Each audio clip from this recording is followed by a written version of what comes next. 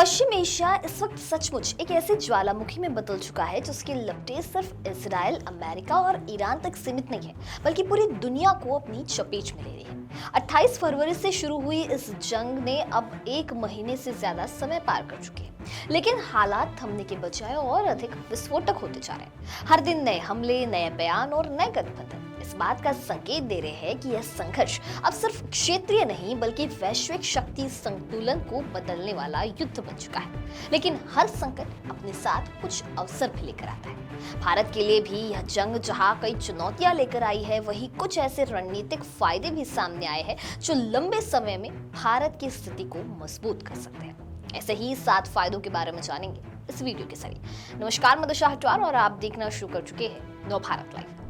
पश्चिम Asia इस वक्त आग के गोले में तब्दील हो चुका है। इजराइल और अमेरिका के हमले में ईरान में भयानक तबाही मची है। दूसरी तरफ ईरान के जवाबी हमले ने पूरे पश्चिम एशिया को दहला दिया है। 28 फरवरी को शुरू हुए इस जंग के 1 माह से अधिक समय हो गए।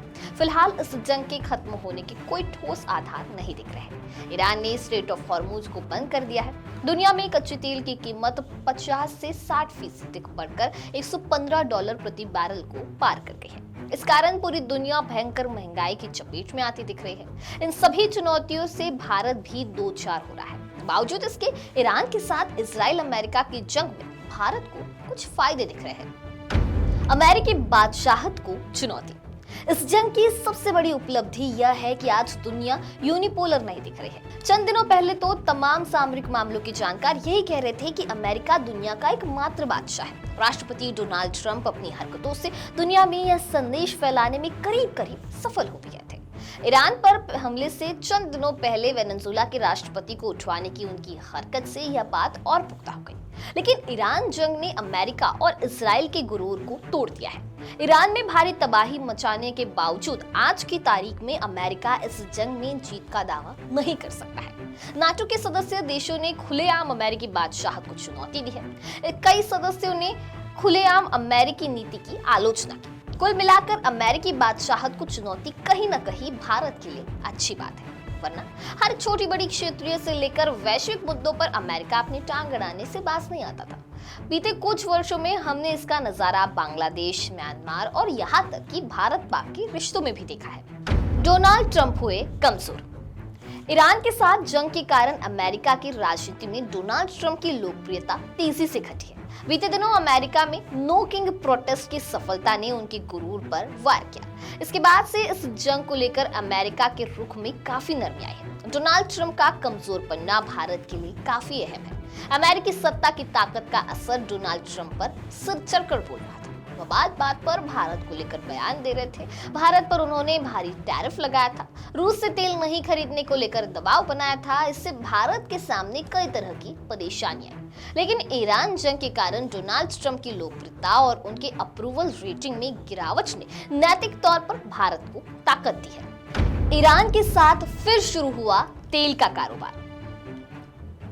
भारत के नजरिए से इस जंग की सबसे बड़ी उपलब्धि ईरान के साथ भारत के रिश्तों में सुधार की है। अमेरिकी दबाव में दुनिया ईरान से दूरी बनाने लगी थी। इसमें भारत भी शामिल था। लेकिन इस जंग के बीच भारत ने बीते 7 साल में पहली बार ईरान से तेल की खरीद की है। अमेरिकी दबाव के कारण भारत ने वर्ष 2019 में ईरान से तेल की खरीद बंद कर दी थी। ईरान भारत से बहुत करीब है। उसके कच्चे तेल की क्वालिटी भी बेहतर है। वह उस वक्त भारत के ग्लोबल मार्केट रेट से कम दाम में तेल देता था। इसके साथ ही ईरानी तेल की ढुलाई और बीमा पर भी बहुत कम पैसे खर्च होते थे। एक बार फिर ईरानी तेल से लदा एक जहाज गुजरात के वाडिनार बंदरगाह की ओर बढ़ रहा है। रूस से तेल खरीद पर दबाव घटा। ईरान जंग से परोक्ष तौर पर चौथा फायदा रूस के साथ तेल की खरीद में फिर से तेजी आना है। अमेरिका ने ट्रेड डील पर वार्ता के दौरान भारत पर लगातार दबाव बनाया कि वह रूस के कच्चे तेल की खरीद न करे। इसके बाद रूस से तेल की खरीद कम होने लगी। लेकिन बीते दिनों स्ट्रेट ऑफ हॉर्मुज बंद होने और अंतर्राष्ट्रीय बाजार में कच्चे तेल की कीमत बढ़ने के बाद भारत से फिर से बड़ी मात्रा में रूस से कच्चे तेल की खरीद करने लगा है। भारत इस वक्त रूस से हर माह 1.9 मिलियन बैरल तेल खरीद रहा है। अमेरिका ने भी दुनिया के देशों को रूस से तेल की खरीद की छूट दे दी है। ऐसे में इस बात की पूरी संभावना है कि इस जंग को खत्म करने के लिए होने वाली किसी भी डील में रूस और ईरान दोनों को अपने तेल बेचने की छूट मिल जाएगी। इससे सीधे तौर पर भारत को फायदा होगा। अमेरिका हथियारों की दबंगई खत्म। भारत के नजरिए से देखें तो ईरान के साथ जंग में अमेरिकी हथियारों की दबंगई खत्म हो गई है। ईरान ने अपनी ड्रोन वॉर की रणनीति से अमेरिका की बेहद महंगे युद्ध रणनीति को पानी पिला दिया है।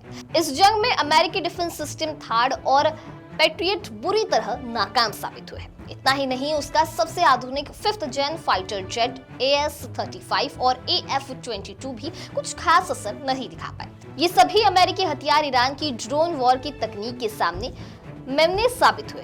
इन हथियारों का इस्तेमाल बहुत महंगा पड़ता है और इसने अमेरिका की कमर तोड़ दिया। रिपोर्ट के मुताबिक जंग की वजह से अमेरिका को भारी आर्थिक नुकसान हुआ है। उसकी यहाँ महंगाई 7वें आसमान पर है। मित्र देश रूस फिर हुआ मजबूत। यूक्रेन के साथ करीब 5 साल से जंग लड़ रहा रूस ईरान जंग में एक बार फिर बड़ा खिलाड़ी बनकर उभरा है। रूस ईरान का एक बेहद करीबी मित्र देश है। अमेरिका इजराइल के साथ जंग में वह पर्दे के पीछे ईरान के साथ चट्टान की तरह खड़ा है। ईरान के मौजूदा सुप्रीम लीडर मोस्तफा खामेनेई भी इस वक्त रूस में है। जंग में इजराइल और अमेरिका की रणनीति उल्टी पड़ती दिख रही है।